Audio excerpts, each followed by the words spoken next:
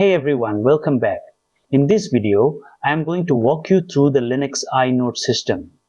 You have probably seen that confusing error where your system reports no space left on device, but your disk usage shows plenty of free space. This is more critical than you think, because when you run out of inodes, your applications stop working, databases fail to write, and even simple logs cannot be rotated. I have seen this take down production systems at the worst possible times. This is the definitive guide to understanding how Linux file metadata works, why it runs out, and exactly how you can recover your system when it happens. Let us get started. These are the topics we are going to cover in this video. We will start by defining inodes, move into diagnosing your file system, and finish with practical production fixes. Specifically, that includes understanding metadata versus data blocks, using diagnostic tools, identifying rogue directories, and learning how to prevent this entirely. Watch the full video without skipping any content to understand it better. Before we get into the topic, a small request to you. I have already uploaded many technical videos on different technologies and tools. We share more knowledgeable content every day. So if you are interested in learning and want to improve your skills, make sure you have subscribed to our channel and joined our WhatsApp community. The join link is available in the description or scan the QR code shown on the screen. Let us get started. So why does this error happen when you have plenty of free space? Think about a massive library. You might have plenty of shelf space for books. But if your card catalog only has 1000 slots, you cannot store more than 1000 books. In Linux, that card catalog is your inode table. Each file on your system requires exactly one inode.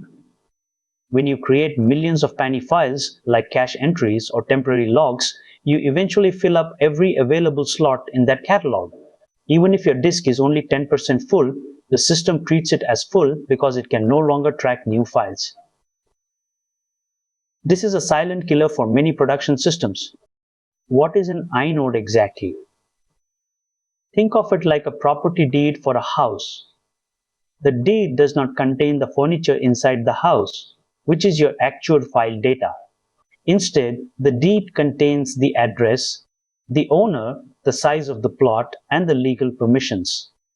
The file name itself is stored in a separate structure called a directory entry, which links the human readable name to the inode number. When you run a command to list files, the operating system looks at the directory entry to find the inode number and then looks at the inode table to find the file attributes. This separation is why renaming a file is instant. You are just changing the link, not moving the data. How does this work internally? When you create a file, the file system allocates an inode from a predefined pool. This pool is established when you format the partition, usually with tools like mkfs. Because these slots are fixed, the file system knows exactly how much memory it needs to track file metadata. If you create a huge file, you use one inode and many data blocks. If you create a million small files, you use 1 million inodes and a small number of data blocks. This is why a system with a million empty files can report a full disk. It simply has no more property deeds left to issue. Now that we understand how they work, how do you diagnose the problem?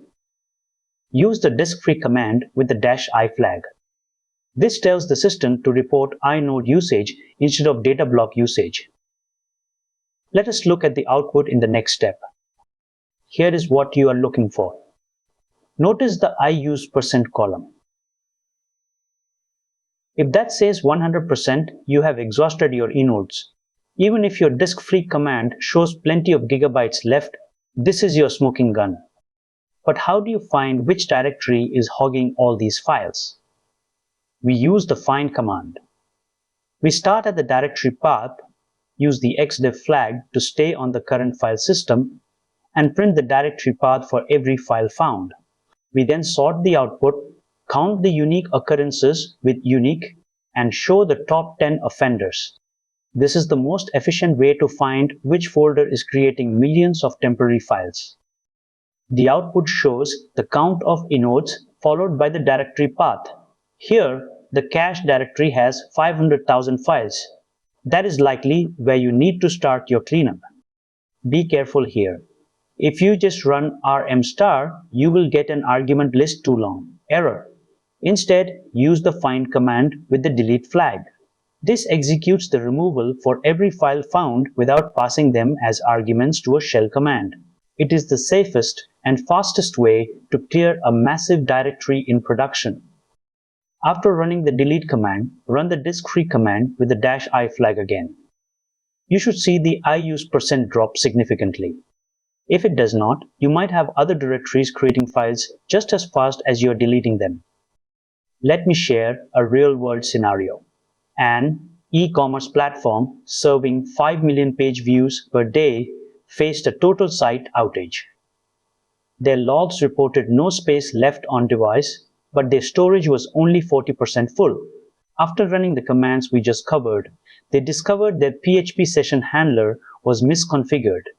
It was creating a new file for every single request, resulting in 6 million files in a single session directory.